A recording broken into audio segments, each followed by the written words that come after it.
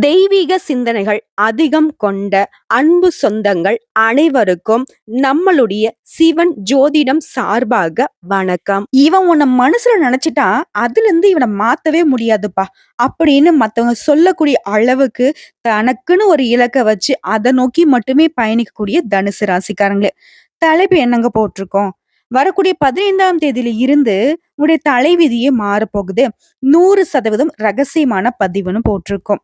எப்பவுமே திட்டமிட்டு செயல்படக்கூடியவங்க இந்த தனுசு ராசிக்காரங்க. உங்களுடைய இலக்கும் பெருசு, அதற்கான உழைப்பும் பெருசுங்கிறது உங்களுக்கும் அந்த கடவுளுக்கும் மட்டும் தாங்க தெரியும். வெளிய இருந்து பார்க்கக்கூடிய எங்களுக்கு யாருக்குமே உங்களுடைய திட்டம் எங்களுக்கு புரியாது. முடிஞ்ச அளவுக்கு பார்த்தீங்கன்னாக்கா, புரிஞ்சுக்க ட்ரை பண்ணாலும் அவங்களுக்கு தலையே சுத்திடும். ஏன்னா, அந்த அளவுக்கு சிக்கலான விஷயத்த திட்டமா வச்சிருப்பீங்க. சிக்கல் அப்டின்னா, இப்போ ஒருத்தன் சாதாரணமா செய்யக்கூடிய வேலைய நீங்க பல விதங்கள்ல யோசிச்சு, அவன் 10 நாள்ல செய்றான் அப்டின்னாக்கா, நீங்க 10 நிமிஷத்துல செய்யணும்னு முயற்சி செய்யக்கூடியவங்க. தப்பு ஒண்ணும் கிடையாதுங்க. உழைப்புக்கு பெயர் போன தனுசு ராசிக்கு இனி வரக்கூடிய காலகட்டம் அப்படிங்கிறது நிச்சயமா உங்களுடைய வேகத்துக்கும், விவேகத்துக்கும் சாப்பாடு போடுற மாரி இருக்குங்க. அதாவது உரம் போட்ட செடி எப்படி வேகமா வளருமோ, அதே மாதிரி தாங்க உங்களுடைய உணர்வுக்கு இந்த காலகட்டம் உரமா வரப்போகுது. உங்களுடைய வளர்ச்சியும் அசுர வளர்ச்சியா இருக்க போகுதுங்க. உங்கள எல்லாரும் சாதாரணமா எடை போட்டாங்க இல்லையா? அவங்கெல்லாம் வாய் பொத்தி, கை கட்டி, ஓரமா நின்னுட்டு, நீங்க சொல்றதுக்கு மட்டுமே தலையாட்டக்கூடிய காலம் பிறந்துருச்சு. அப்படி என்னங்க மாற்றம்? பாத்துடலாங்களா? தேவையான பணம் அப்படிங்கிறது கையில இருக்க போகுதுங்க.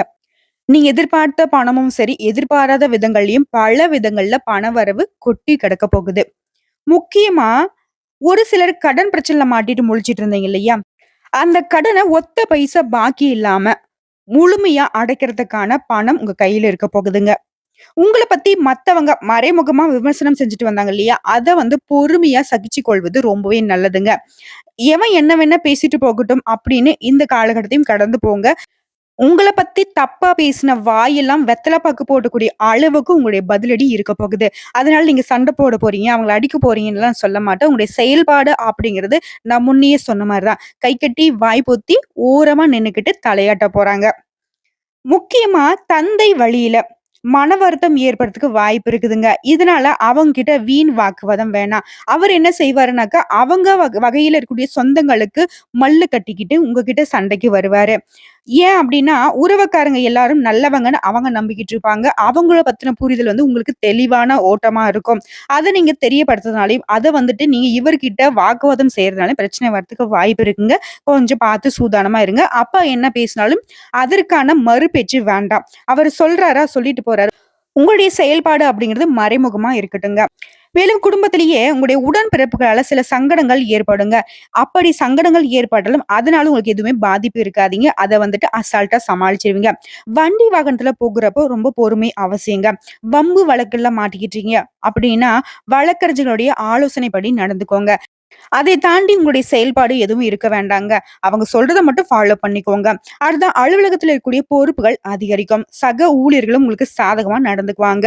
பல விதங்கள்ல அலுவலக பணிகள் உங்களுக்கு நல்ல விதத்துல இருக்க போகுது. உங்களுடைய பணிகளை நீங்களே கவனத்துடன் செய்வதும் நல்லதுங்க. என்னதான் சக ஊழியர்கள் உங்களுக்கு சாதகமா இருக்குங்க அப்படின்னு சொல்லிட்டு உங்களுடைய வேலையை மத்தவங்கள நம்பி ஒப்படைக்கிறது உங்களுக்கு நல்லது கிடையாது. ஏன் அப்படின்னா, உங்களுடைய செயல்பாடுகளும் உங்களுடைய திறமைகளும் உங்களுக்கானது மட்டும்தான். மற்றவர்களுடைய கண்ணோட்டத்துல உங்களுடைய செயல்பாடுகளை கெடுக்கிறதுக்கான கண்ணோட்டம் தான் ஓடிக்கிட்டு இருக்கு. எல்லா விதங்கள்லயும் தனுசு ராசிக்கு கண் திருஷ்டி அதிகமா இருக்குங்க. முடிஞ்ச அளவுக்கு பாத்தீங்கன்னாக்கா, மத்தவங்களுடைய ஈடுபாடு உங்களுடைய செயல்பாடுகள்ல இருக்கக்கூடாது. அவங்க சொன்னாங்க அப்படின்றதும் எதையும் நீங்க ஃபாலோ பண்ணக்கூடாது. தனுசிய பொறுத்தவரைக்கும் உங்களுடைய புத்திக்கும், உங்க மனசுக்கும், கடவுளுடைய அனுகிரகத்துக்கும் மட்டும் தான் உங்களுடைய செயல்பாடு இருக்கணும். உத்தியோக பணிகள் இருக்கக்கூடிய தனுசு ராசியை பொறுத்தவரைக்கும் அதிகாரிங்க கடுமையா பேசினாலும் சரிங்க, அவங்க கிட்ட பொறுமையை கடைபிடிப்பது ரொம்ப அவசியம். ஒரே ஒரு விஷயம் மட்டும் சொல்றேங்க. தனுசு ராசிய பொறுத்தவரைக்கும், உங்கள பத்தி யாரு என்ன பேசினாலும் சரி, உங்கள மேல் அதிகாரியா இருக்கட்டும், சக ஊழியர்களா இருக்கட்டும், வீட்லயா இருக்கட்டும், கூட பொறந்தவங்களா இருக்கட்டும், எல்லாருமே உங்கள ஆட்டி வைக்கணுன்ற கண்ணோட்டத்தோட தான் வாழ்ந்துகிட்டு இருக்காங்க. ஸோ இந்த காலகட்டம் அப்படி பல விதங்களுக்கு சாதகமா இருக்கு. இந்த சமயம் பார்த்து தான் அவங்க உங்கள ஆட்டி வைக்க ட்ரை பண்ணுவாங்க. இதுக்கு நீங்க என்ன செய்யணும் தெரியுமா? பொறுமையா இருந்தா மட்டும் போதும். மத்தது எல்லாமே கடவுள் பார்த்துப்பாங்க. இந்த ஒரு சாக்லேட் விளம்பரத்துக்குள்ள வரும்ப்பா. "நல்ல வேலைப்பா நீ எதுவுமே செய்யல. எல்லாமே நல்லதா முடிஞ்சுதுன்னு" சொல்லுவாங்க இல்லையா? அதே மாரி தான் தனுசு ராசிய பொறுத்தவரைக்கும் இந்த காலகட்டத்துல உங்களுடைய அன்றாட பணிகள செஞ்சுக்கிட்டு, மத்தவங்களுடைய செயல்பாடுகளுக்கு எதுவுமே ரியாக்ட் பண்ணாதீங்க. அவங்க என்ன வேணா பேசட்டும், கத்தட்டும், கூப்பாடு போடட்டும், தாம் தூம்னு குதிக்கட்டும். நீங்க பாட்டுக்கு அமைதியா உங்க வேலைய பார்த்துக்கிட்டு இருந்தீங்க அப்படின்னாக்கா, அவங்களே ஒரு கட்டத்துக்கு மேல ஓடி போயிடுவாங்க. புரிஞ்சுதுங்களா? சொந்தமா தொழில் செய்யக்கூடிய தனுசு ராசியை பொறுத்தவரைக்கும் வியாபாரத்துல விற்பனை அப்படிங்கிறது வழக்கம் போலவே இருக்குங்க. சக வியாபாரிகள் கிட்ட வீண் வாக்குவாதம் வரதுக்கு வாய்ப்பு இருக்கிறதுனால அவங்க கிட்டயும் கொஞ்சம் பொறுமையை கடைபிடிங்க. நான் சொன்ன மாதிரிதான் சுத்தி முத்தி கூட பிறந்தவங்கல இருந்து பெத்தவங்கள்ல இருந்து நட்பு வட்டாரம், வியாபாரம், வேலை செய்யக்கூடிய இடம் எல்லா இடங்கள்லயும் உங்களுக்கு அச்சுறுத்தல் வரும். பொறுமை மட்டும்தான் உங்களுக்கு மிகப்பெரிய ஆயுதம். சரிங்களா? மேலும் சொந்தமா தொழில் செய்யக்கூடிய தனுசு ராசிக்கு உங்ககிட்ட வேலை செய்யக்கூடிய பணி ஆட்களால சில பிரச்சனைகள் ஏற்பட்டு நீங்குங்க. ரொம்பவே பொறுமை அவசியம். அடுத்ததா குடும்பத்தை ஆளும் பெண்கள பொறுத்தவரைக்கும், செலவு கைமீறி போறதுக்கு வாய்ப்பு இருக்குங்க. இதனால உங்க கையில இருக்கக்கூடிய பணத்த பார்த்து செலவழிங்க. தேவையான செலவு, தேவையற்ற செலவு அப்படிங்கிறத பிரிச்சு செலவு செஞ்சீங்க அப்படின்னாக்க, அந்த செலவுகள சமாளிச்சிடலாங்க. முக்கியமா வேலைக்கு செல்லக்கூடிய பெண்கள பொறுத்தவரைக்கும், உங்களுடைய பணிகள்ல மிகுந்த கவனம் செலுத்த வேணுங்க. நீங்க பாட்டுக்கு வந்து பாத்தீங்கன்னா, இன்னைக்கு செய்யலாம் வேலைய, நாளைக்கு செய்யலாம் வேலைய அப்படின்னு ஏதோ ஒதுக்கி வைக்கிறதோ, இல்ல உங்களுடைய வேலைய மத்தவங்களுக்கு பகிர்ந்து குடுக்குறதோ, இந்த மாதிரி ஏதாவது வந்துட்டு நீங்க கவனக்குறைவா இருந்தீங்க அப்படின்னாக்கா, அது உங்களுக்கு பாதிப்பை ஏற்படுத்துறதுக்கு அதிக வாய்ப்பு இருக்கு. புரியுதுங்களா? சோ கவனமா இருக்கணும். முடிஞ்ச அளவுக்கு தனுசு ராசிக்காரங்களே யாரையும் நம்பாதீங்க. இதுதான் ஒரே பாயிண்ட். பொறுமையை கடைபிடிக்கிறீங்களோ இல்லையோ யாரையும் நம்பாதீங்க. உடனே தனுசு ராசி எல்லாரும் இப்ப வந்து யோசிப்பீங்க. என்ன நீங்க சொல்லியிருக்கீங்க? தலைப்புல என்ன போட்டிருக்கீங்க? உள்ள என்ன பேசிக்கிட்டு இருக்கீங்க? ஏதோ என் தலைவிதியே மாறப்போகுது. எல்லாமே எனக்கு நல்லதா நடக்க போகுதுன்னு சொன்னீங்க. இப்ப பார்த்தாக்கா பொறுமையா இருக்கணும்னு சொல்றீங்க. அப்புறமா வந்து யாரையும் நம்பாதீங்கன்னு சொல்றீங்க. பண வரவுலாம் வந்து பார்த்தீங்கன்னாக்கா நான் பத்திரமா வச்சுக்கணும்னு சொல்றீங்க அப்படின்னு யோசிப்பீங்க இல்லையா? நல்லது நடக்கிறப்ப தாங்க நம்ம ரொம்பவே கவனமா இருக்கணும். பல விதங்கள்ல உங்கள தேடி அதிர்ஷ்டம் வரப்போகுது. பணவரவு வரப்போது.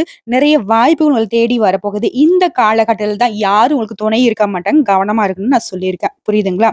முக்கியமா உங்களுடைய ஜாதகத்துல எந்தெந்த கிரகங்கள் எங்கெங்க இருக்காங்க. அவங்களுடைய அமைப்பின் காரணமா தான் பலன் வந்துட்டு தொடர்ந்து நம்ம பேச முடியுங்க.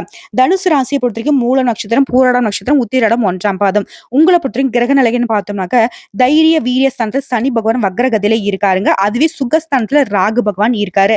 ரண, ருண, ரோகஸ்தானத்துல குரு பகவான் இருக்காரு. களத்திர ஸ்தானத்துல செவ்வாய் பகவானும், பாக்கியஸ்தானத்துல சந்திரன், சூரியன், புதன் இவங்க 3 பேரும் கூட்டணியில இருக்காங்க. ஒருத்தரு வெளிச்சத்துக்கு சொந்தக்காரர். சந்திர பகவான் குளிர்ச்சிக்கு சொந்தக்காரர். இன்னொருத்தர் புத்திக்கு அதிபதி இல்லையா? இவங்க 3 பேரோட கூட்டணியும் உங்களுக்கு பலம் தாங்க. அடுத்தா தொழில் ஸ்தானத்தை பொறுத்தவரைக்கும் சுக்கிர பகவானும், கேது பகவானும் கூட்டணியில இருக்காங்க.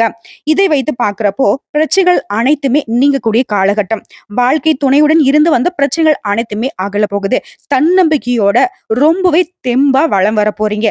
தைரியம் அதிகரிக்கும். சொன்ன சொல்ல காப்பாத்த முடியுங்க. கடுமையான உழைப்புக்கு உழைக்க வேண்டியிருக்கும். அந்த உழைப்புக்கு ஏத்த ஊதியமும் உயர்வும் வரப்போகுது. ஒரே நேரத்துல பலவிதமான வேலைகளை இழுத்து போட்டுக்கிட்டு செய்ய வேண்டி இருக்குங்க. இருந்தாலும் எல்லா விதங்களையும் உங்களுக்கு வெற்றி வெற்றி அப்படிங்கிற ஒரு விஷயம் மட்டும் தொடர்ந்து நீங்க பார்க்க போறீங்க. இதனால குடும்பத்துல இருந்து வந்த பிரச்சனைகளை எல்லாமே கவனிக்க முடியாத சூழல் உருவாகலாம். இருந்தாலும் அதையும் சமாளிச்சிருவீங்க. குழந்தைகளுடைய கல்வி சம்பந்தப்பட்ட நீங்க எடுக்கக்கூடிய முயற்சிகள் அனைத்துமே வெற்றி பெறுங்க. தொழில் செய்யக்கூடியவங்களுக்கு எதிலுமே மிகவும் கவனமாகவும் நிதானமாகவும் செயல்படுவது அவசியங்க. இல்ல அப்படின்னாக்க தேவையில்லாத சிக்கல்கள்ல மாட்டிக்கிறதுக்கு வாய்ப்பு இருக்கு. எடுத்தேன் கவத்தேன் அப்படிங்கிற ஒரு விஷயத்த மட்டும் தனுசு ராசி இந்த காலகட்டத்துல செய்யவே கூடாது. அடுத்ததா உத்தியோக பணிகள் இருக்கக்கூடிய தனுசுக்கு மிகப்பெரிய மாற்றம் காத்துக்கிட்டு இருக்கு. இருந்தாலும் சின்ன சின்ன தடங்கல்களும் எதிர்மறை எண்ணங்களும் ஏற்படலாம். அத வந்து நீங்க பொறுமையா இருந்தீங்க, நிதானமா யோசிச்சீங்க அப்படின்னாக்க அத வந்து தவிர்த்திடலாங்க. நினைச்சபடி பணிகளை எல்லாமே செய்து முடிக்கக்கூடிய நிலை உருவாகி இருக்கு. பதவி உயர்வு, சம்பள உயர்வு கிடைக்குங்க.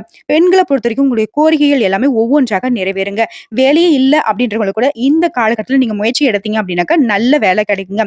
வேலையினால் ஏற்படுற சோர்வும் மன அழுத்தமும் குறையக்கூடிய காலகட்டம். அடுத்தவருடைய பேச்சை மட்டும் கேட்டு எந்த ஒரு விஷயத்தையும் நீங்க செய்ய வேண்டாங்க. எச்சரிக்கையாவும் கவனமாகவும் இருப்பது ரொம்ப நல்லது.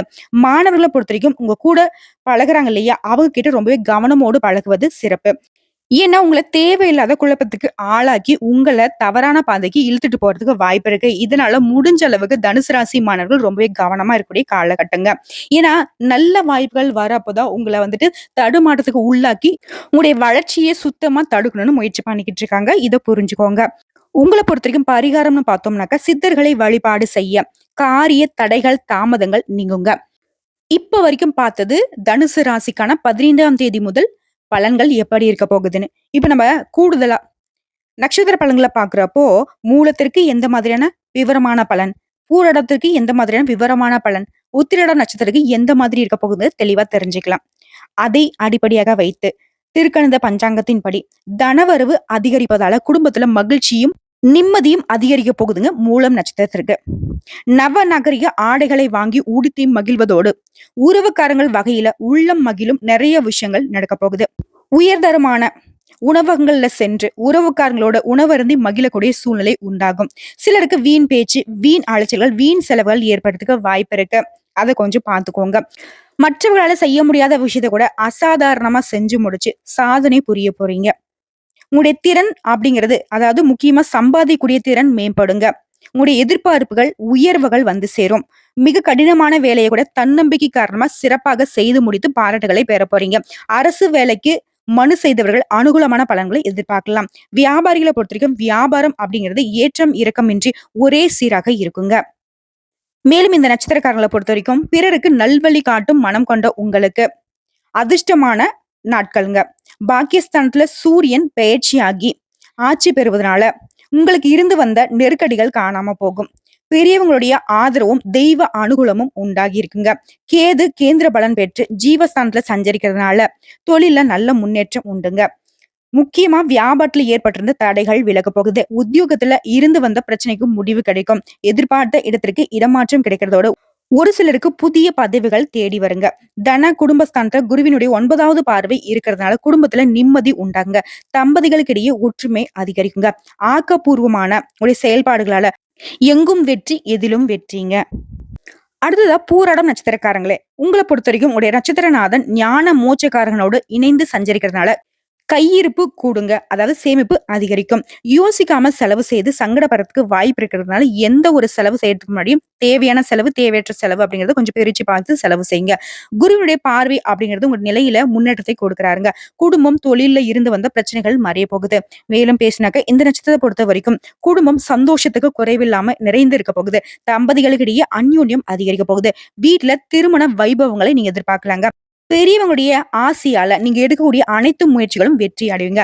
அண்டை வீட்டார், நண்பர்கள் மற்றும் சகோதரர்கள் இவர்களால உங்களுக்கு ஏற்பட்டிருந்த பிரச்சனைக்கு ஒரு முடிவு கிடைக்குங்க.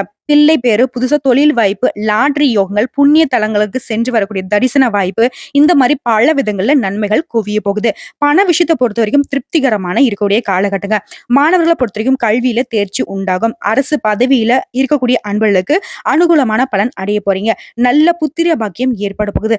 சகல விதங்கள்லயும் நன்மைகள் உங்களை தேடி வரப்போகுது. அடுத்த உத்திரடம் நட்சத்திரம் 1ஆம் பாதம். உங்களை பொறுத்த வரைக்கும் புதிய பெண்கள் தொடர்பு ஏற்படுங்க. புதுசா தெம்பு, உற்சாகம் கூடும். பல வகையான உயர்தர வண்டி வாகனம் வாங்கறதுக்கான யோகமான அமைப்பு காத்துக்கிட்டு இருக்கு. சிலருக்கு பெரிய இடத்து பெண் மனைவியாக அமைவாங்க. மனைவி மூலம் பூரண சுகம் கிடைக்குங்க. இந்த நல்ல காலகட்டத்துல உங்களுடைய நண்பர்கள் கூட பகைவர்களாக மாறுவதற்கு வாய்ப்பு இருக்கிறதுனால கொஞ்சம் அவங்க கிட்ட பொறுமையை கடைபிடிங்க. தடித்த வார்த்தைகளை பயன்படுத்தாமல் இருப்பது நல்லதுங்க. எடுத்த முயற்சிகள் எல்லாமே வெற்றி அடையணும்னு நினைச்சீங்கன்னாக்கா அதிக உழைப்பு உழைத்தாதாங்க அதற்கேற்ற லாபமோ பலனோ கிடைக்குங்க. சிலருக்கு ஆரோக்கிய குறைவு ஏற்படுறதுக்கு வாய்ப்பு இருக்கிறதுனால சரியான உணவும் வெளி உணவுகளை தவிர்த்துடுங்க. நேரம் தவறாம உறக்கம் இருக்கட்டுங்க. முக்கியமா வண்டி வாகன வசதிகள் மேம்பட போகுது. அந்தஸ்து உயர போகுது. தொலைதூரத்துல இருந்து நல்ல செய்திகள் வந்து சேருங்க. ஆக மொத்தத்துல உங்களுக்கு மகிழ்ச்சி மட்டுமே அதிகரிக்கக்கூடிய காலகட்டங்க.